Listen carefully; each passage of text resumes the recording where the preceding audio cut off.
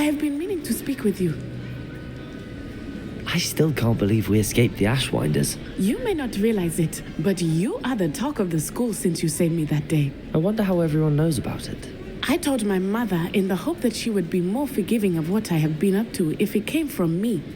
She likely told other professors, and news travels quickly. Unfortunately, she might, in fact, have been even less forgiving than I'd hoped.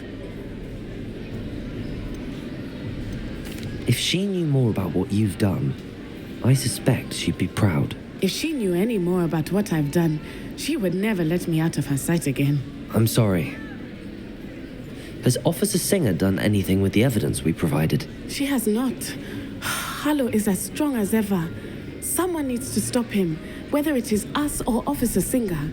If someone had stopped the monsters like him in Matabeleland, my father would be alive today. What exactly happened to your father? It was a beautiful day. My mother had gone to tend to a neighbor who was ill, and so my father and I were galloping in the savannah. Galloping?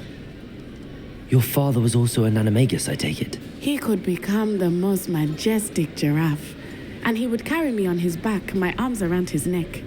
We were on our way home when we surprised a group of bandits who had come from our village. One of them saw me just as he removed a scarf from his face. He shouted and then aimed his rifle. He didn't want you to identify him. Exactly. In an instant, my father bowed his neck to protect me and was hit. As he fell, my father changed back into his human form. When the bandits saw this, they turned and ran in fear. Magic terrified them, and then he was gone. And it was all my fault. Your fault? How so? He died protecting me. If I had been capable of protecting myself, he would still be alive today. My mother and I tried to go on without him, but it became too much for us there. A few years later, we left to come to Scotland. I'm sorry, Natty. I can't imagine what you've been through. Your father sounds exceptional. He was truly extraordinary. And thank you for your kind words. We all have our burdens. My father had a saying about that. Yes, I remember. Rain does not fall on one roof alone. Exactly. Soon you and I will put an end to the Ashwinders, beginning with Harlow. And once he is gone, we will turn our attention to Rookwood. We are making progress, and we will succeed.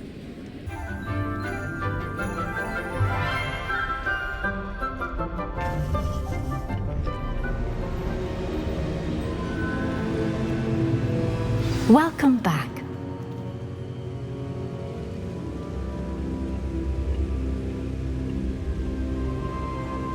Hello, Professor. I have news. The goblins are looking for something. Another repository. They've built drills to help with their search. Most troubling. Are these repositories like the broken container I found at Rookwood Castle? They are. I fear we have no time to lose. Have a look at the map. Fortunately, the next trial is fairly nearby. It's Hogwarts. As you know, I was headmistress in my time. My portrait hangs in the headmaster's office. In fact, I witnessed Professor Black learn of your arrival.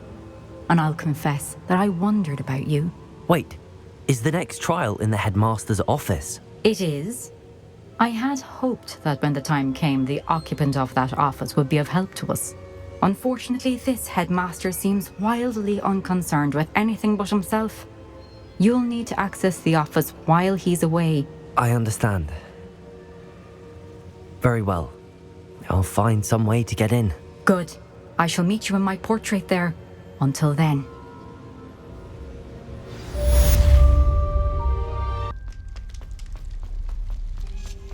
Revelio!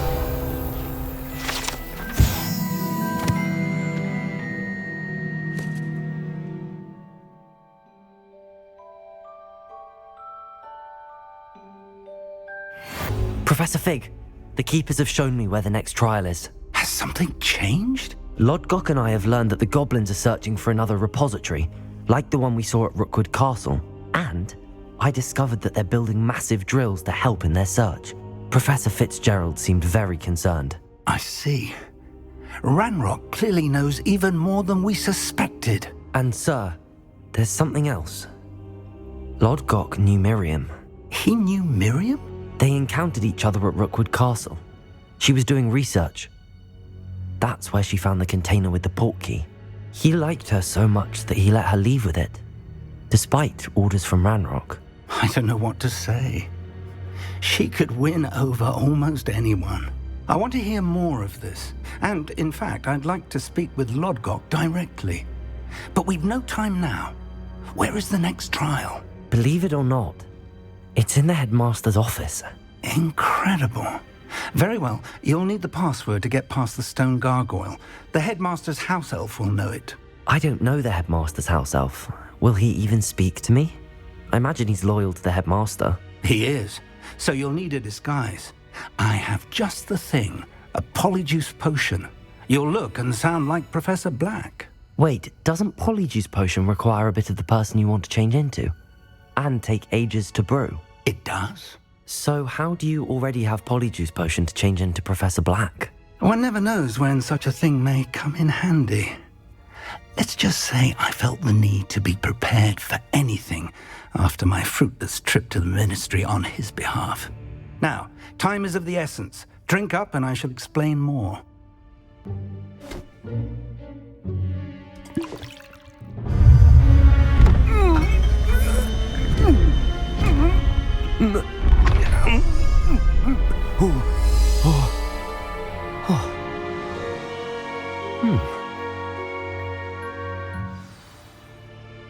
How do you feel?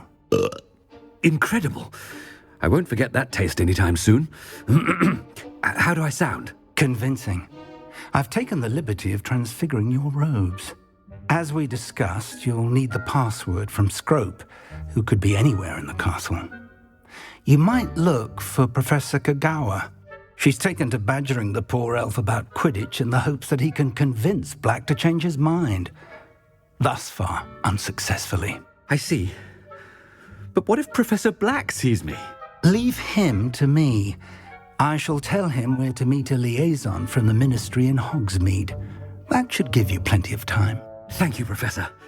I suppose we'll meet again in the map chamber. It's rather strange to hear gratitude coming from Professor Black. I'll see you there. Professor, I was hoping to catch you. Places to be, Professor Sharp, places to be. Of course, sir. Only, you'd asked me about a particular potion, and I did? I did, yes. Well, spit it out, Sharp. I don't have all day. Probably best not to discuss it here, sir. Really? Why can't we talk about potions here? Seems fine to me. Very well. I've brewed the cure for boils you wanted. I can drop it by your office when it's convenient. Of course, yes. No need for all the cloak and dagger. Simply have a student deliver it. A student. Very well, sir, if you insist. I do. And thank you, Sharp. I just hope you've brewed enough for all my boils. How are you, sir?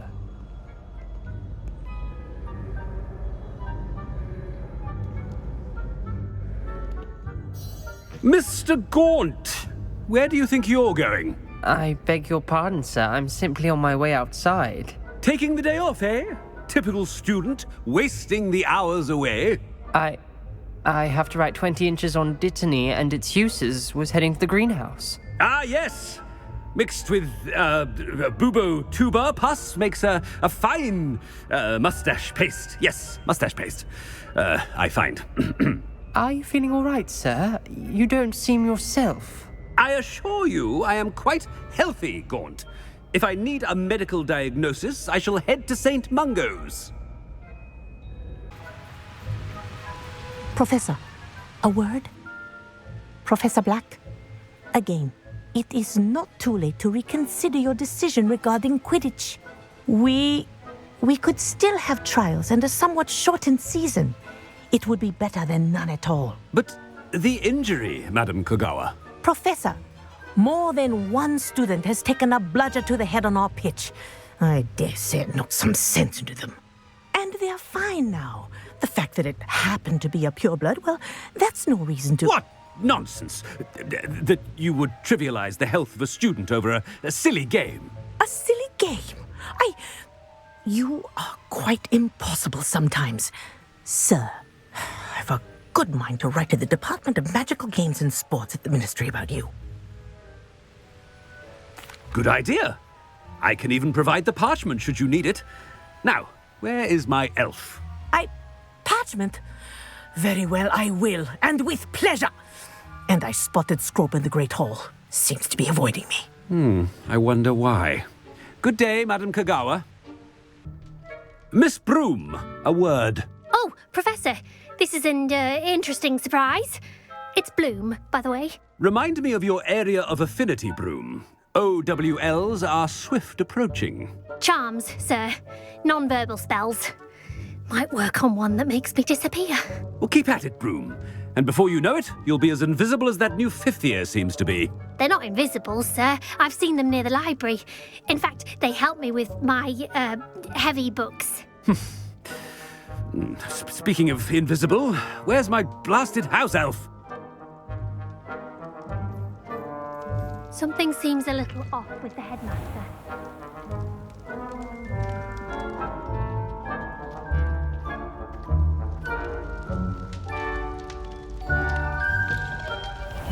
If you must speak with me, consult my secretaries or what have you. Now, Professor, a word, please. Hello, Professor Black. Ah, Professor Weasley. How delightful to see you. Sir? Since I have you here, I wonder if I might, speak with you about Professor Fig. Oh, very well. I've decided to give him a bit more, leeway with his time. Leeway, Professor? Are you sure that's wise? I confess I do worry for his students. He's rarely here as it is. Ah, well, yes. He's handling some official ministry business for me. I see. But, sir, if I may, I am wary of how much time the new fifth year seems to be spending away from the castle, supposedly on Professor Fig's behalf. I've heard unsettling rumors of their escapades. Everything from sneaking into the Forbidden Forest to confronting Ranrock's loyalists and Rookwood's lot. What? Goodness. You cannot believe everything you hear, Professor. No, you cannot. I mean, I shall keep an eye on Fig. You simply keep doing the wonderful job that you're doing. Simply wonderful. Thank you. But I'm happy to look into... Good. That'll be all, Weasley. I mean, Professor Weasley. Good day. A wonderful job. Leeway for Professor Fig. I shall never understand that man. That ought to give Professor Fig some breathing room. Scrope's as hard a worker as any. Attention, students. Scrope! Oh, greetings, Master. Remind me of the password to my office. Oh, but Master made Scrope swear never to tell anyone, even Master himself. And now I'm telling you that you can tell me. Yes, sir. Of course, sir. Scrope begs forgiveness. It is the Black family motto, Master. Right. Of course, Master does remember it.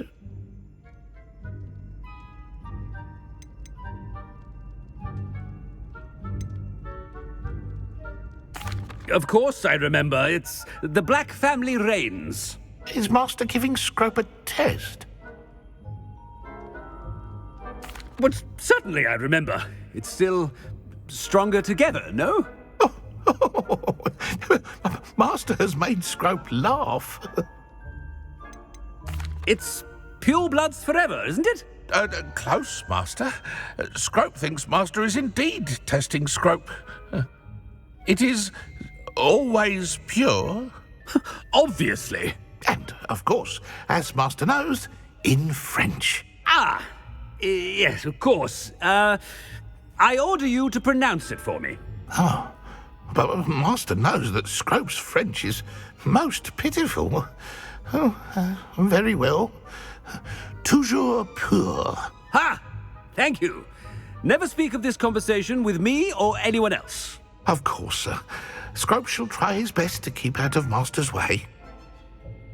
It's wearing off. Fig was right. I can't believe it worked. Now to speak the password to the gargoyle. Revelio.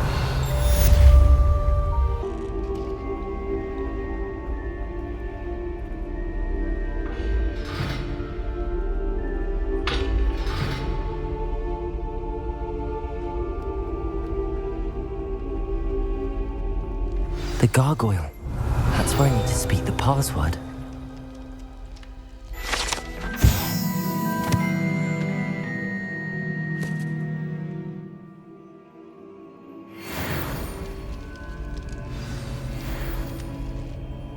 Toujours pure.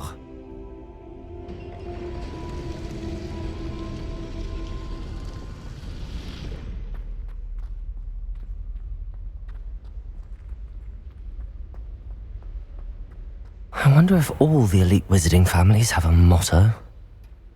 Revelio.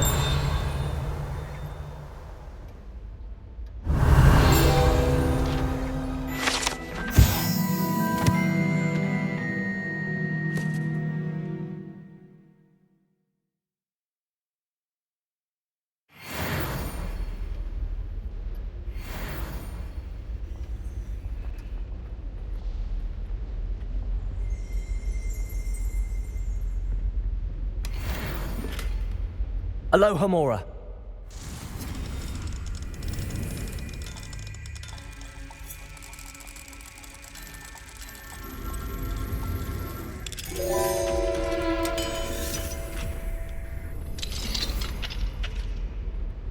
Revelio.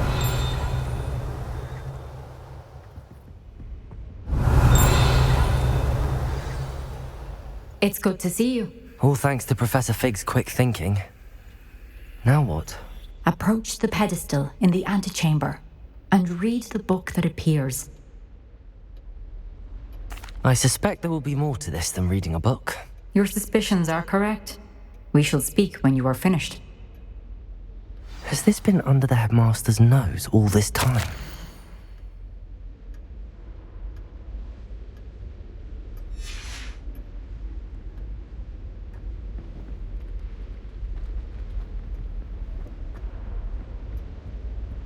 That must be the pedestal.